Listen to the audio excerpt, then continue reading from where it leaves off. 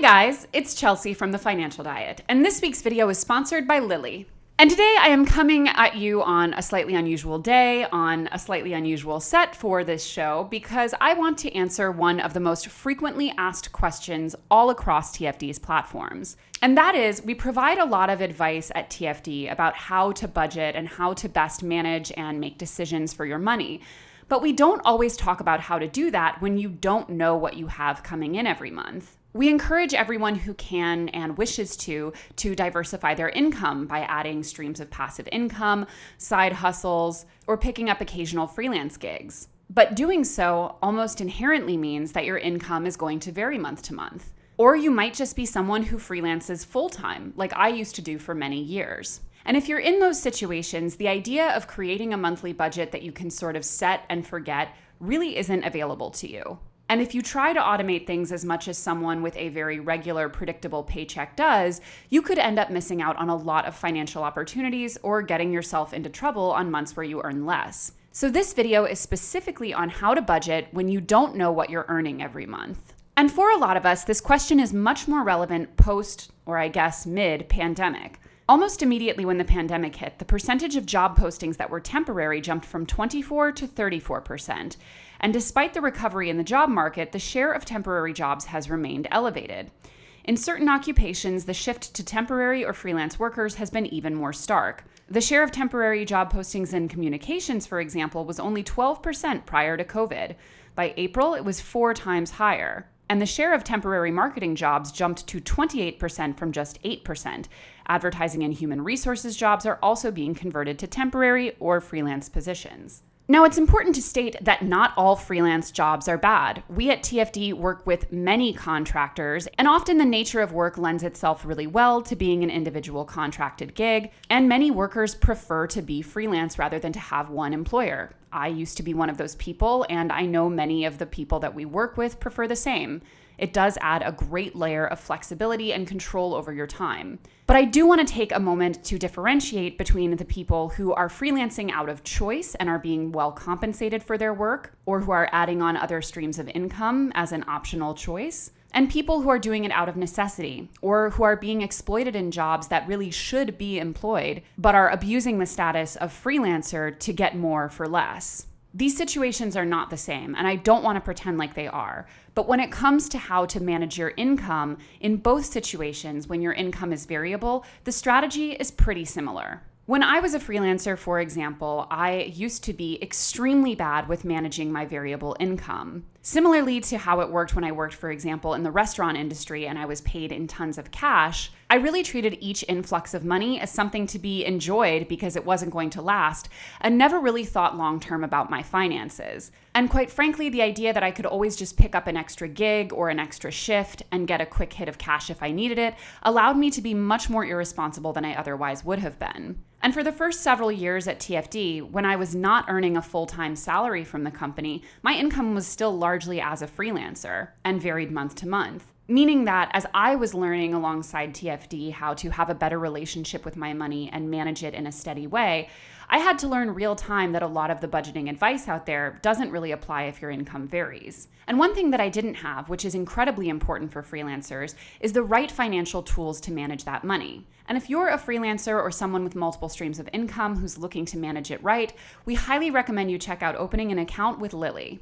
Lily is an all-in-one banking app designed for freelancers and side hustlers. Launched in July 2019 in the US, a Lily checking account comes with a Visa business debit card and is managed entirely by a dedicated mobile app available on iOS and Android. Lily's unique setup allows you to keep one checking account where you can separate your money by business and personal, something that all freelancers should do, but which usually necessitates opening up 2 different checking accounts. Lily also helps you determine what percentage of your income you should be setting aside for taxes, and it automatically transfers that money to a tax bucket every time you get paid. With Lily, you can put your savings safely on autopilot, and with Lily Pro, you can even create, send, and manage unlimited invoices directly from the app. So if you're looking to better manage your money as a freelancer or side hustler, check out opening an account with Lily. We created a special code for TFD viewers, Welcome25, and if they use it at onboarding, they'll get a $25 sign-up bonus when they spend $250 with their Lily debit card in the first 45 days. Check it out at the link in our description.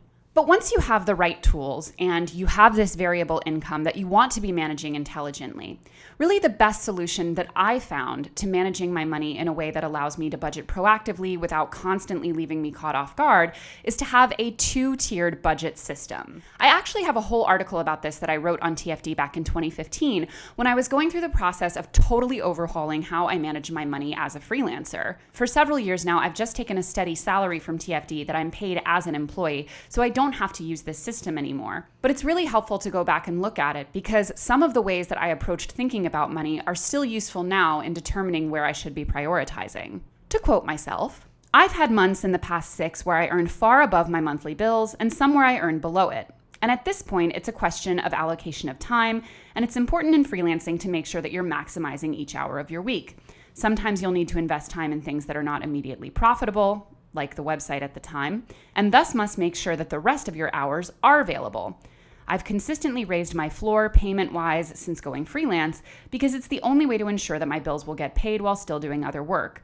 It's not always a perfect system, but I've gotten it to where I can cover my bills with fewer than about 10 projects consistently. So in raising the floor of what I charged, which is not only something that I highly recommend for freelancers, but something that we do here every day at TFD, to get to a place where I could reliably finance my minimum standard of living with a fairly limited number of projects, I then divided my categories of spending into tiers where I could either raise or lower or even eliminate a given tier based on what I was going to be taking in that month.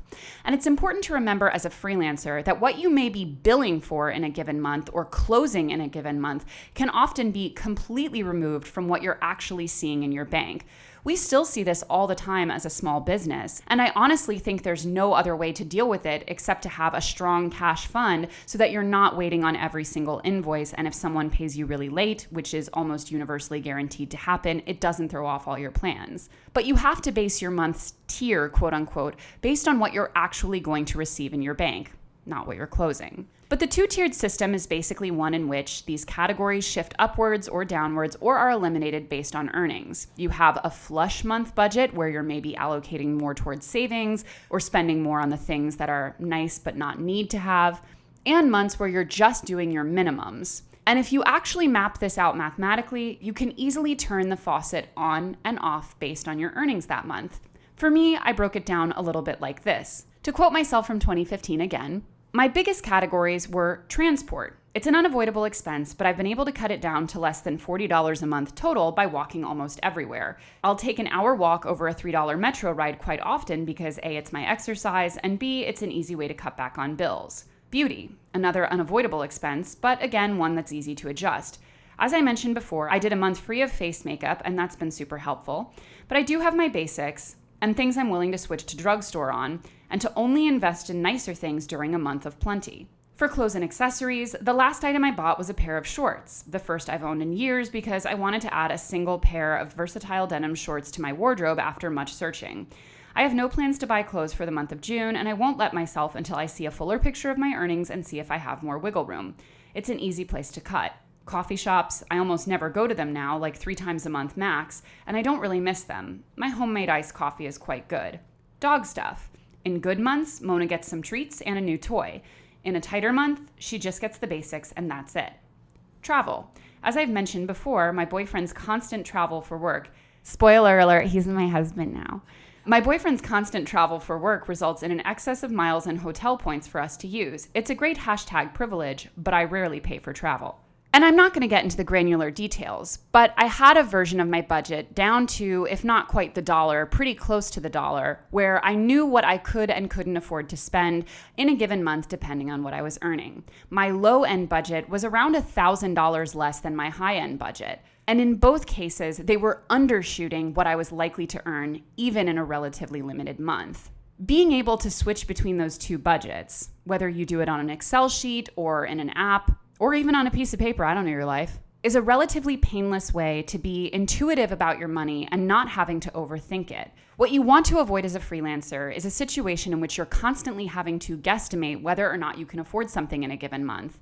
And you want to avoid missing out on being able to save more or be more proactive about your goals when you happen to be earning more. Mapping out this two-tier budget down to the details and down to the individual spending choices is the best way you can get ahead of this and ensure that, like I used to, when you get an extra bit of money in a given month, you're not just immediately blowing it. Sometimes being freelance can lead us to feel like we don't have to be proactive about our money because there's always another gig around the corner. But that is not how to build a sustainable life, how to raise our rates as we go, or how to insure ourselves against things like a global pandemic that might disrupt your business. In any case, budgeting is something that should be available to anyone, regardless of how much or how consistently you earn. And if you earn inconsistently, the right tools are all the more important, which is why you should check out setting up an account with Lily at the link in our description. And as always, guys, thank you for watching, and don't forget to hit the subscribe button and to come back every Monday, Tuesday, and Thursday for new and awesome videos. Goodbye.